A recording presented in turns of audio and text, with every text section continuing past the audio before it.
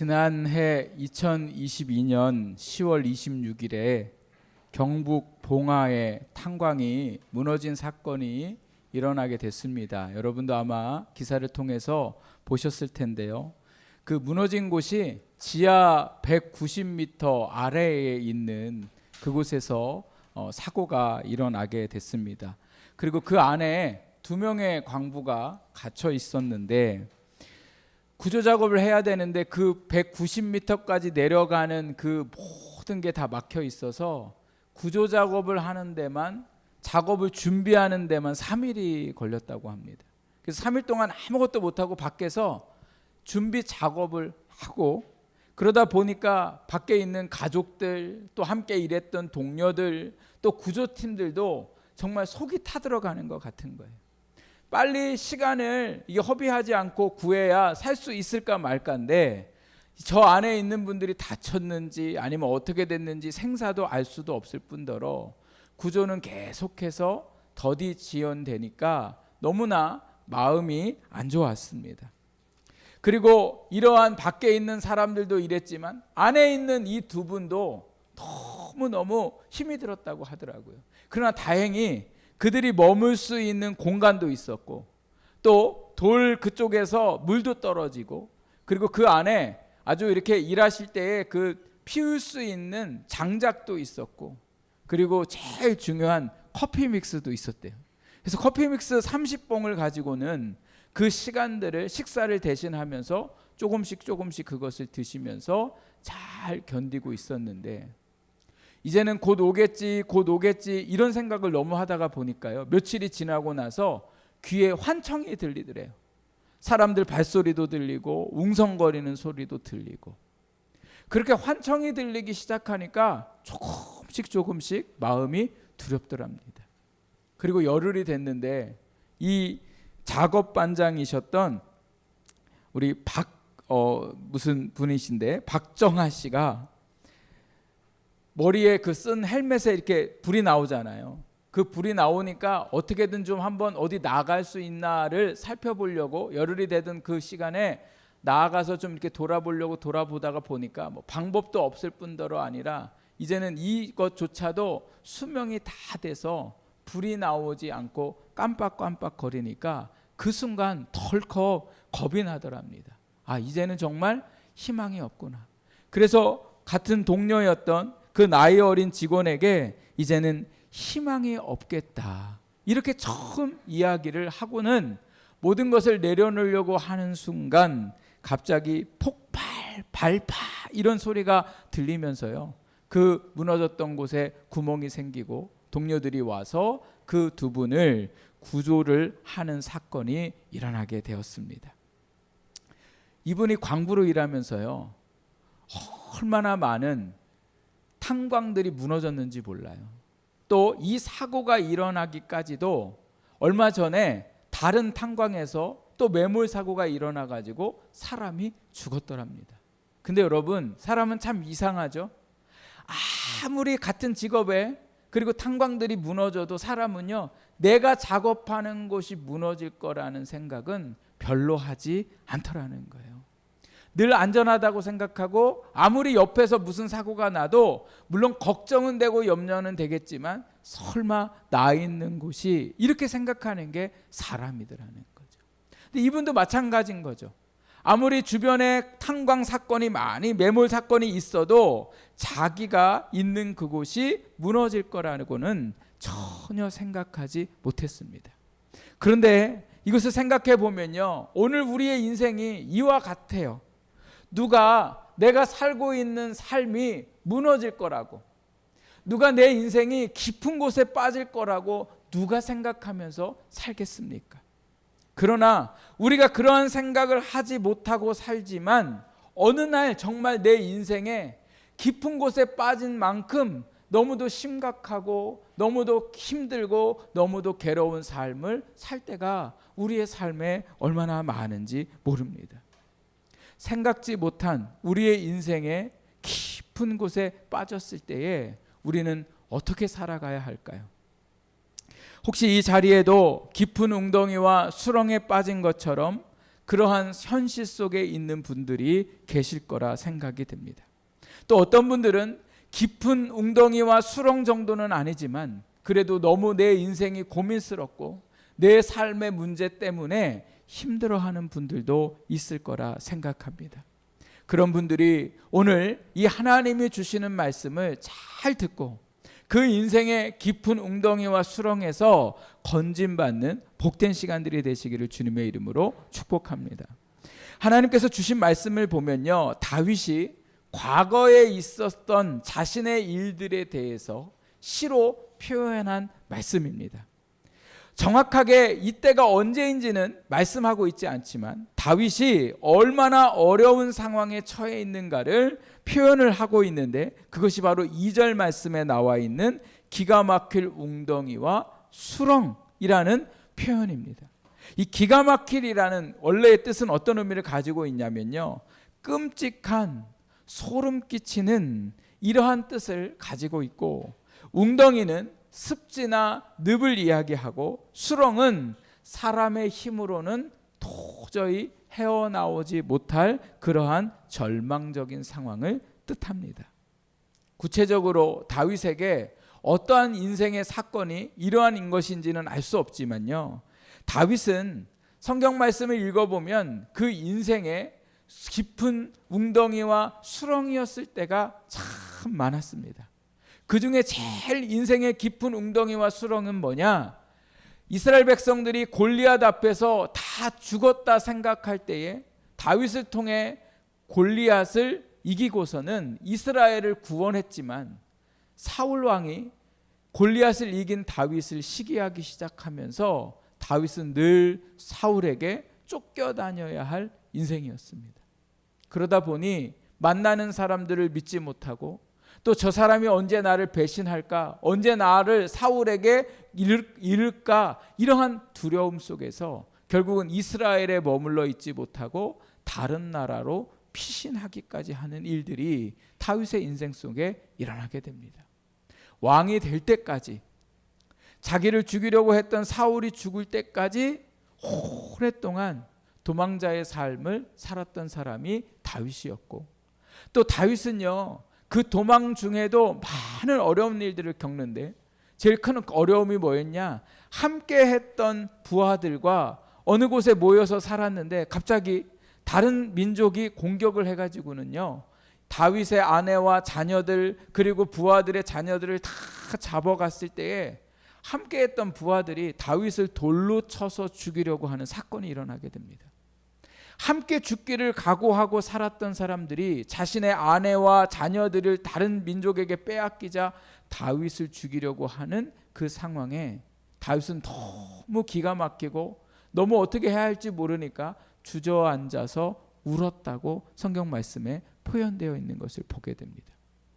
이뿐만 아니라 왕이 되고 나서도 자기의 아들이 반란을 일으켜서 자신을 내쫓는 사건이 일어났던 일들도 있습니다.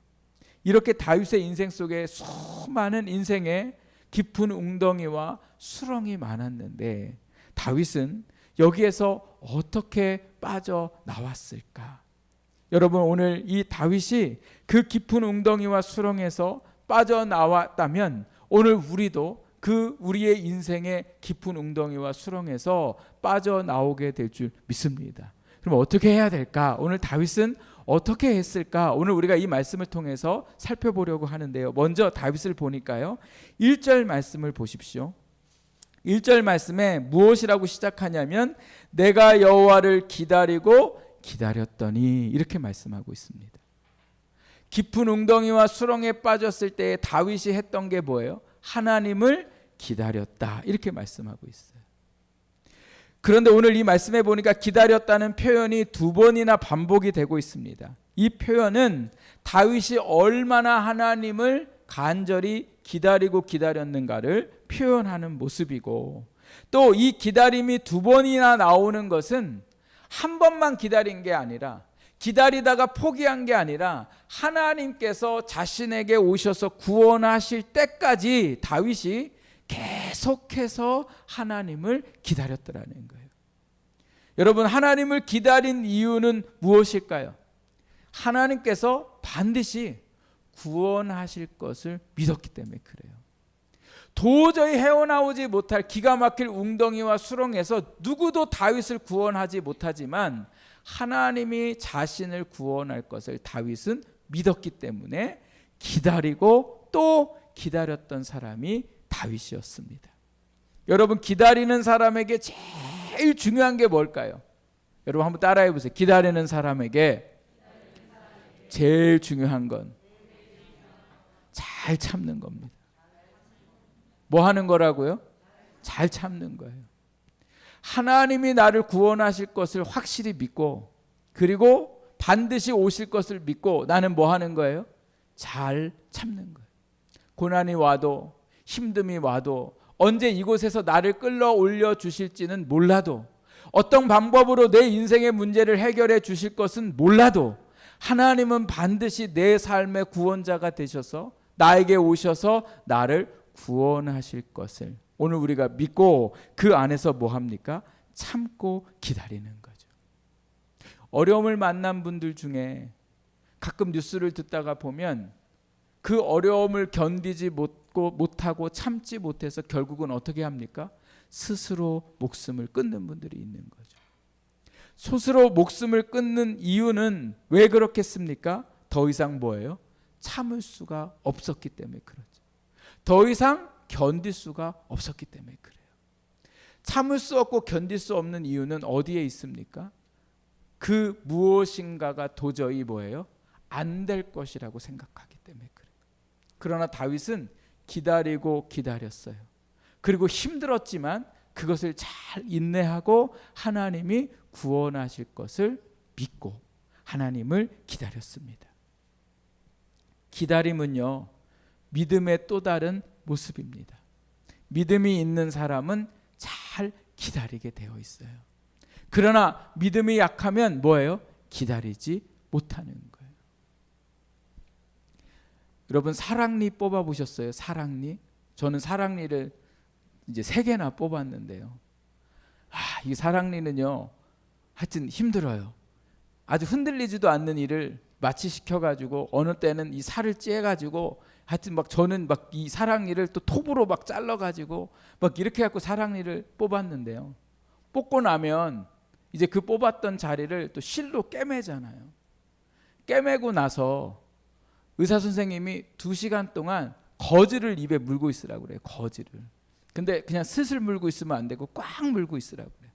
근데 이제 마취가 돼 있으면 이게 어떻습니까? 꽉 물고 있어도 덜 아픈데, 야, 마취가 슬슬 깨기 시작하면요, 이 그 거즈의 거꾸러움이 이 상처난 데를 꽉 물고 있으니까요, 이게 얼마나 아픈지 몰라요. 얼마나 아픈지 몰라요. 이게 날지 안 날지, 이 고통이 언제 될지 2시간 물고 있으라고 그랬는데 그 2시간은 영 안 가고, 살짝 물으면 어떻게 돼요? 살짝 물으면 또 피가 막 나오고, 이렇게 너무나 어려운 시간들을, 그러나 뭐예요? 의사 선생님 말을 믿는 사람은 꽉 깨물까요? 안 깨물까요? 꽉 깨물. 저는 얼마나 의사 선생님 말을 잘 믿는지, 하여튼 뭐 아파 죽겠는데도 꽉 깨물고 있어요. 근데 저보다 좀 덜 믿는 분이 계세요. 저희 아버지. 저희 아버지가 어느 날 사랑니를 빼셨는데 저희한테 전화 왔어요. 야, 이거 뺐더니 피가 막 안 멈춘다는 거예요. 밤에 병원 이미 다 문 닫았는데 어떻게 하면 좋냐고 막 그러는 거예요. 제가 아버지 그거 아파서 뺐죠. 그러니까 뺐대요. 이거 너무 아파갖고 못 참겠다는 거예요. 그래서 빼지 말라고 그랬는데 그걸 왜 빼셨냐. 그래가지고 치과 아는 분한테 또 연락을 해가지고 그 거즈 다시 그 병원에서 가져다가 집에다가 드리면서 이거 절대로 빼지 말라고. 그래서요, 저희 아버지가 콩 물고서 주무셨어요. 여러분, 누가 기다릴 수 있어요? 의사의 말을 믿는 사람을 기다리는 거고, 누가 기다릴 수 있어요? 하나님의 그 말씀을 믿는 사람이 기다릴 수 있습니다. 여러분, 하나님이 말씀하셨어요. 반드시 우리를 구원하실 것을. 그러므로 오늘도 우리가 그 하나님의 말씀을 믿고 기다리는 저와 여러분의 삶이 되기를 부탁을 드립니다. 제가 조금 전에 말씀드렸던 그 탄광에 매몰되었던 그 박정하 씨한테 라디오 진행자가 인터뷰를 하면서 이렇게 물어봤어요. 혹시 그 안에 있을 때에 동료들이나 이 구조팀이 나를 구하지 못하면 어떻게 될까, 이런 생각 안 해보셨냐? 구하는 거 포기하면 어떡할까, 이런 생각 안 해보셨냐? 그랬더니요, 이분이 하시는 말이 뭐라고 얘기하냐면, 자기는 한 번도 동료가 자기를 포기할 거라는 생각은 안 했다는 거예요. 그 탄광에서 일하는 분들의 그 끈끈한 관계가 대단하다는 거예요. 그래서 다른 직장에 다니는 것과 너무 다르다. 왜냐하면 그 깊은 곳에를 날마다 오가고 생사를 같이 하기 때문에 그 서로의 직원에 대한 그 우애나 믿음이요, 대단하다는. 그래서 자기 동료가 자기를 절대 포기하지 않을 것을 믿어요. 심지어 자기가 그 안에서 죽어도 나중에라도 포기하지 않고 자기를 찾아올 것을 믿었더라는 거예요. 여러분, 하나님은 우리 동료보다 더 우리를 포기하지 않으세요. 예? 그런데 오늘 우리는 자꾸 하나님을 포기하는 거죠. 하나님의 말씀을 포기하고 내가 그냥 내 인생을 이렇게 볼까 저렇게 볼까 하다가 결국은 참지 못하고 그 안에서 벗어나는 것이 오늘 우리의 문제입니다. 그러므로 사랑하는 여러분, 도저히 방법이 없어서 어떻게 해야 할지 모를 때, 사방이 막혀서 답이 나오지 않을 때, 아무것도 할 수 없어도 여러분, 우리가 할 수 있는 게 있습니다. 그게 바로 뭐냐? 하나님을 믿고 기다리는 건 할 수 있잖아요. 예? 언제지? 이런 마음이 있어도 막 화도 나고 답답하고 어떻게 될지 모르는 그 절망감에도 우리가 할 수 있는 거 하나는 있어요. 그게 바로 뭐예요? 하나님을 기다리는 거예요. 그래서 그 절망의 순간에 이렇게 고백하세요. 하나님, 제가 기다립니다. 제가 하나님을 기다리고 기다립니다. 저에게 오셔서 저를 구원하옵소서. 하나님께서 반드시 그 기다림 속에 오셔서 우리를 구원하실 줄 믿습니다. 두 번째로 오늘 다윗을 보니까요, 이 기다림 속에 그냥 있는 게 아니라요, 뭐 하고 있었냐면 하나님 앞에 부르짖었다라고 말씀하고 있습니다. 1절을 여러분 보십시오. 내가 여호와를 기다리고 기다렸더니 귀를 기울이사 나의 부르짖음을 뭐 하셨대요? 들으셨다. 아멘. 여러분, 하나님을 기다리는 사람은 그냥 막연하게 기다리면 안 돼요. 하나님이 역사하실 때까지, 하나님이 나를 도우실 때까지 우리는 계속해서 뭐 하고 있는 거예요? 부르짖는 거죠. 부르짖는다는 게 뭡니까? 간절히 하나님을 찾고 찾는 거예요. 그런데 우리가 이 말씀을 보면 이렇게 생각할 수 있어요. 아, 하나님 앞에 빨리 나한테 와셔서 내 문제를 해결해 주셨으면 하는 그 마음으로 이 문제 좀 해결해 주세요, 이 어려움을 해결해 주세요 라고 부르짖는 게 아니었대요. 제가 말씀을 준비하면서 이 말씀의 의미가 무엇인가를 찾아보니까 다윗이 자신의 인생의 문제를 해결받기 위해 하나님을 부르짖은 게 아니라, 다윗이 하나님께 부르짖는 건 하나님의 존재 자체가 자기의 이 문제 많은 인생 가운데 함께 하시기를 하나님을 구했더라는 거예요. 여러분, 어린 자녀들이 부모님과 함께 있을 때를 잘 생각해 보십시오. 어린 자녀는 부모님과 함께 있으면 그 장소가 힘들고 어려운 장소든 상관없습니다. 그러나 부모님과 함께 있지 않고 아무리 좋은 환경에 있어도 자녀는 부모님과 함께 하지 못하면 무슨 마음이 생겨요? 두려운 마음이 생기는 거죠. 그러니까 다윗은 지금 그렇게 하나님을 구하는 거예요. 하나님이 오셔서 내 인생의 깊은 웅덩이와 수렁에서 빨리 나를 건져주시기를 원하는 게 아니라, 깊은 웅덩이와 수렁에서 하나님이 나와 함께 하시기를 기도했더라는 거예요. 그렇게 기도하고 그렇게 살아갔던 사람이 바로 누구예요? 요셉이죠. 요셉이 하나님이 함께 하심으로 그가 형통했다 이렇게 얘기하잖아요. 언제요? 그가 아버지에게 사랑받다가 형들에게 팔려서 종으로 있는데도 불구하고 하나님이 그 종의 자리에서 요셉과 함께 하심으로 요셉이 뭐예요? 형통하게 되었더라. 심지어 요셉이 감옥에 있는 데에 하나님이 요셉에게 함께 하심으로 그 감옥 안에서도 뭐예요? 형통하게 되었더라. 우리는 형통을 생각하면 종의 자리에서 주인의 자리로 바뀌어야 형통이라고 생각해요. 우리는 형통을 생각하면 감옥에서 나와서 해방되는 것을 형통이라고 생각하지만, 하나님의 형통은 그러한 형통도 있지만 문제 자체 안에서도 살아가게 하시는 그 삶이 바로 뭐예요? 형통이라는 거예요. 아유, 내가 어쩌다가 이렇게 종이 됐을까?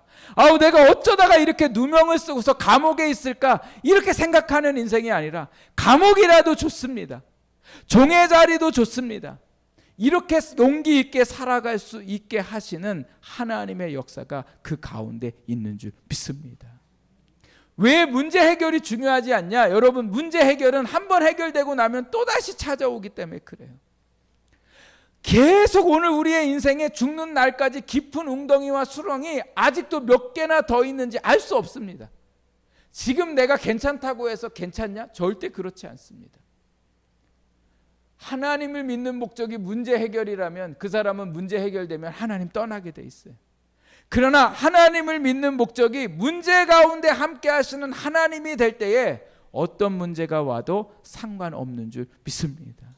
그래서 작은 문제 가운데 하나님이 역사하심을 경험하고 함께 하심을 경험한 사람은 큰 문제 앞에서도 이제는 뭐예요? 걱정되지 않고 두렵지 않고 그 일들을 감당하며 살아가게 될 줄 믿습니다.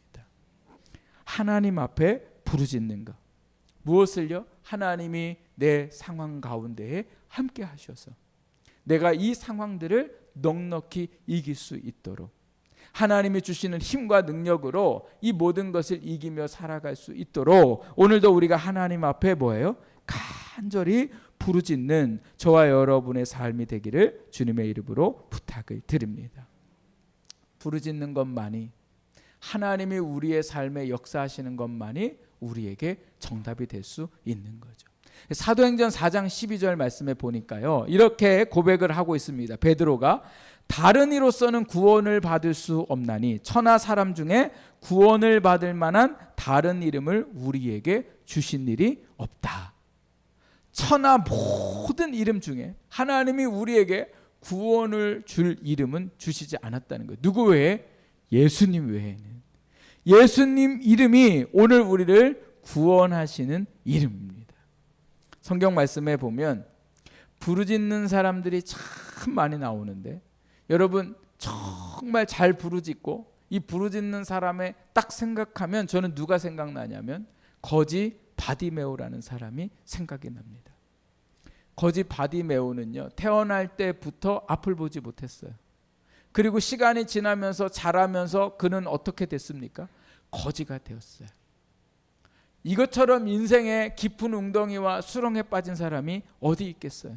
앞도 못 봐요. 거지의 삶을 살아요. 더군다나 이 당시에 앞을 보지 못하면 사람들이 생각할 때에 하나님 앞에 저주받아서 앞을 보지 못한다고 생각해서 사람들이 부정한 사람으로 바디메오를 생각했던 시대였어요.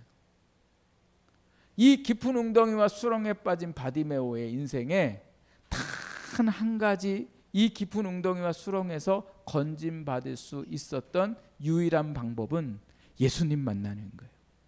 그런데 안타까운 건 예수님이 계신 곳까지 바디메오가 뭐예요? 가지 못하는 거예요. 바디메오는 늘 뭐예요? 자기가 있는 동네에 예수님이 지나가기를 기도해요. 그리고 어느 날 예수님이 정말 자기가 살고 있는 동네에 오셨다는 소식을 듣게 되죠. 그리고 막 사람들이 웅성거리니까 바디메오가요, 다윗의 자손 예수여 나를 불쌍히 여기소서.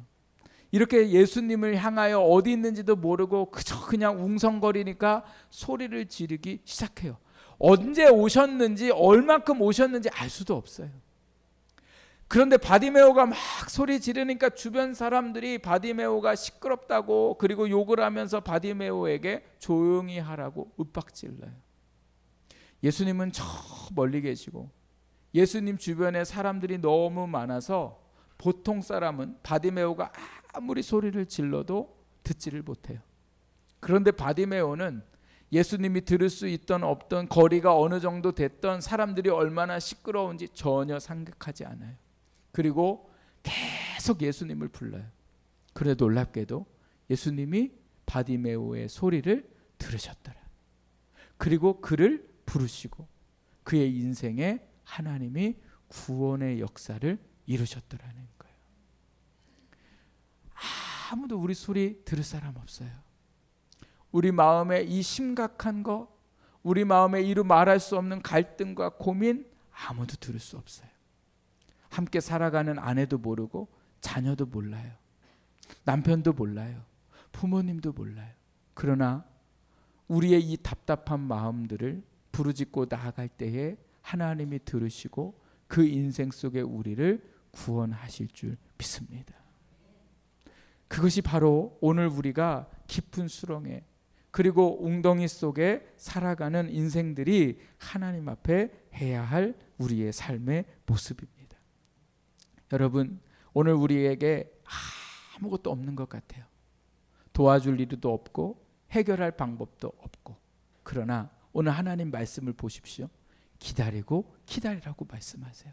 그리고 내게 부르짖으라고 말씀하세요. 그랬을 때 어떤 일들이 일어납니까? 2절 말씀 중간부터 보면 내 발을 반석 위에 두사 내 걸음을 견고하게 하셨도다.